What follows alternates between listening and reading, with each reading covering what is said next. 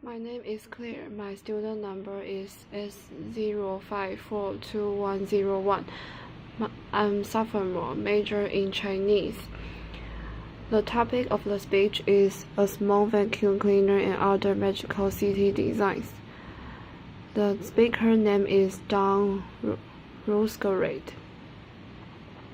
Do you remember this glow-in-the-dark little star which you had on the ceiling when you were a boy or a girl?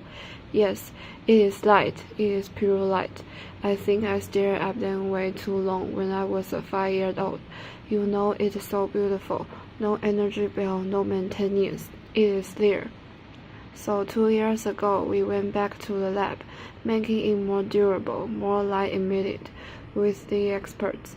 And at the same time, we got a request from this guy, Van Gogh, the famous Van Gogh Foundation, who wanted to celebrate his 125th anniversary in the Netherlands, and then came to me and asked, can you make a place where he feels more alive again in the Netherlands?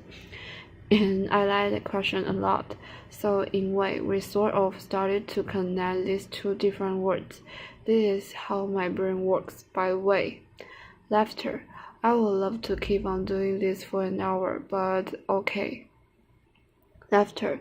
And this is the result that we made. A bicycle path which charges at daytime via the sun and goes at night up to 8 hours. Applause. Thank you. Heading towards a future which should be energy-friendly and linking up the local grounds as Van Gogh literally walk and live there in 1883. And you can go there every night for free, no ticket needed. People experience the beauty of cycling through the starry night thinking about green energy and safety. I want to create places where people feel connected again, and it was somehow great to make this project happen with the industry. With the infrastructure companies, so when this sky of quarters started to call, how much for 10 kilometers? Laughter. Yeah, really, that's a work call you are going to get. But it's fascinating that it is not just a sort of one-off, nice to have special. I think this kind of creative thinking, this kind of connection, is the new economy. The World Economic Forum, the think tank in Geneva, did an interview with a lot of smart people around the world, asking what are the top 10 skills you and I need to become successful. And what is interesting, what you see here, it's not about money or being really good in C++. Only these are great skills to have, I have to admit. But look at number 3, creativity. Number 2, critical thinking. Number 1, complex problem solving. All the things a robot and a computer is really bad at. And this makes me very optimistic, very hopeful for the new world, that as we will live in this hyper-technological world, our human skills, our desire for empathy, our desire for curiosity, our desire for beauty will be more appreciated again, and we will live in a world where creativity is our true capital. And the creative process like that, I don't know how it works for you, but in my brain, it always starts with the question, why? Why does a jellyfish emit light, or a firefly? Or why do we accept a pollution? This is from my room in Beijing 3 years ago. Left image is good day, Saturday. I can see the cars and the people, the birds. Life is okay in a dense urban city. And on the right image, holy moly, pollution completely layers. I couldn't even see the other side of the city. And this image made me really sad. This is not the bright future we envision here at TED. This is the horror. We live 5 to 6 years shorter.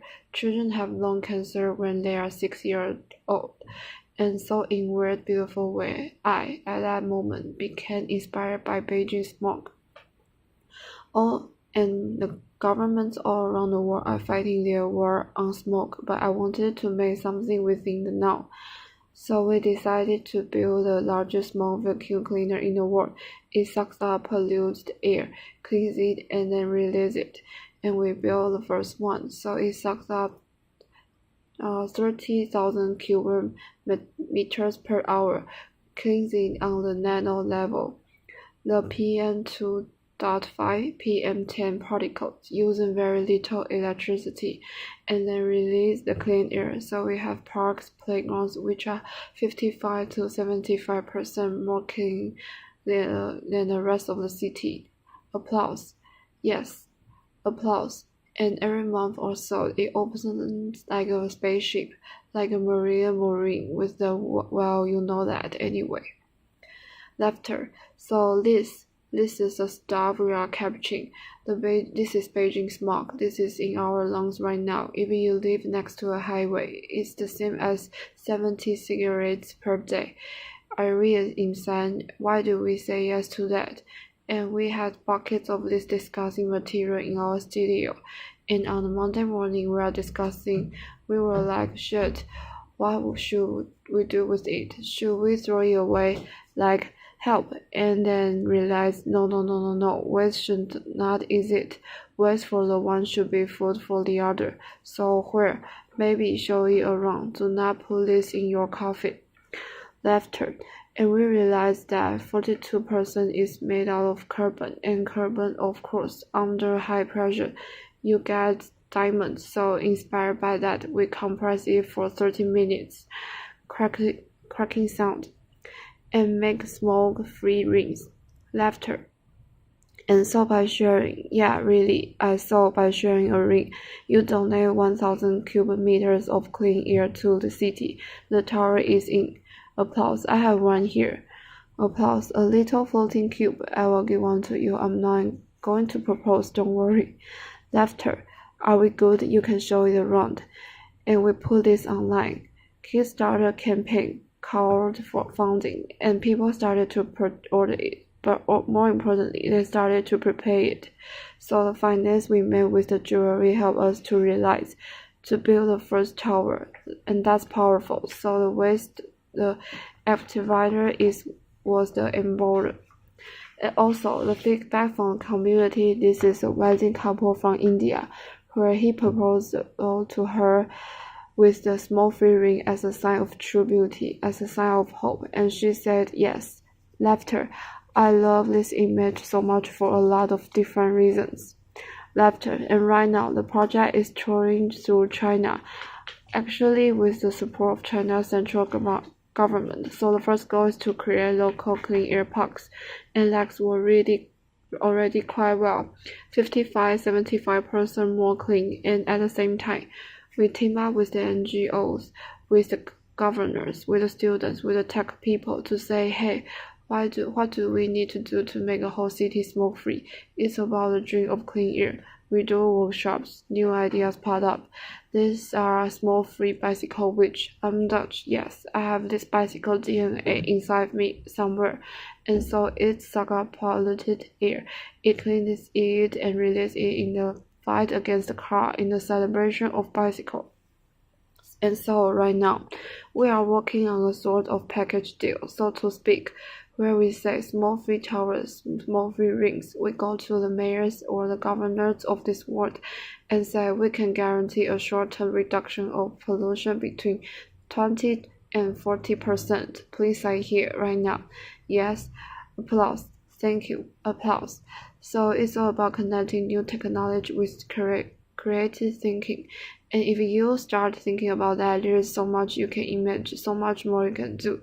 We work on dance floor, which produce electricity when you dance someday. We did the design for that 2000 so in woods 8 or 9 millimeters produce 25 watts. The electricity that we generate is used for the lighting or DJ booths. So some of sustainability is about doing more, not about doing less, but also on a large scale. The Netherlands, where I'm from, we live below sea level, so because of these beauties, the offshook, 32 kilometers, built by hand in 1932. We live with water, we fight with water, we try to find harmony, but sometimes we forget. And therefore, we made water light, a combination of lights and lessons, which show how high the water level would be. Global change if we stop. If today we go home and we said, oh, whatever, somebody else will do it for us, or we will wait for government or whomever. You know you are not going to do that. It goes wrong, and we place this in public space all around the world. Thousands of people showed up. Thank you. You are too nice. You are too nice. That's not good for a designer. So thousands of people showed up, and some actually were scared, and they left. They experienced the floods in 1953, and others were mesmerized. Can we make floating cities? Can we generate electricity from the change in tides? So I think it's so important to make experience, collective experience, where people feel connected with the vision, with the future, and trigger what is possible. At the same time, these kind of things, they are not easy. Yes, it is struggle. And what I experience in my life is that a lot of people say they want innovation and they want to the next and the new in the future. But the moment you present a new idea, there's this weird tendency to reply to every new idea starting with two words, which are audience's guesses. No, how much is more annoying. Laughter. What is this, guys? Or you are really blessed people. That's really good. Yes, but very good. Yes, but it's too expensive. It's too cheap. It's too fast. It's too slow. It's too beautiful. It's too ugly. It cannot be done. It already exists. I heard everything about the same project in the same week, and I got really annoyed. I got a bit of gray hair, started to strike in black like a true architect. Laughter. And one morning I woke up and I said, "Don't stop, this is dragging you down. You have to do something with this.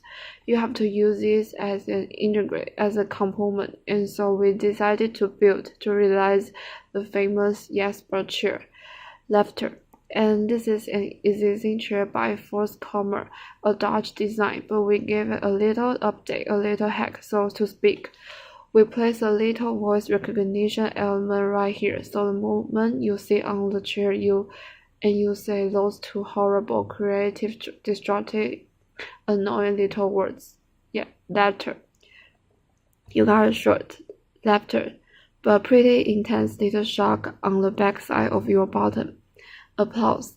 And that works. Yeah, that works. Some clients have let us. They got really mad. Fortunately, the good ones have stayed, and of course, we also apply it to ourselves. But ladies and gentlemen, let's not be afraid, let's be curious. Yes, if walking through TED in this day and hearing the other speakers and feeling the energy of the crowd, I was remembering this quote of Canadian author Rashon McLuhan, who once famously said, "One spacecraft Earth, there are no passengers, we are all crew." And I think this is so beautiful. This is so beautiful. We are not just consumers, we are makers. We make decisions, we make new inventions, we make new dreams. And I think if we start implementing that kind of thinking even more within today, there is still a whole new world to be explored. Alright, thank you. Applause. Thank you. Applause.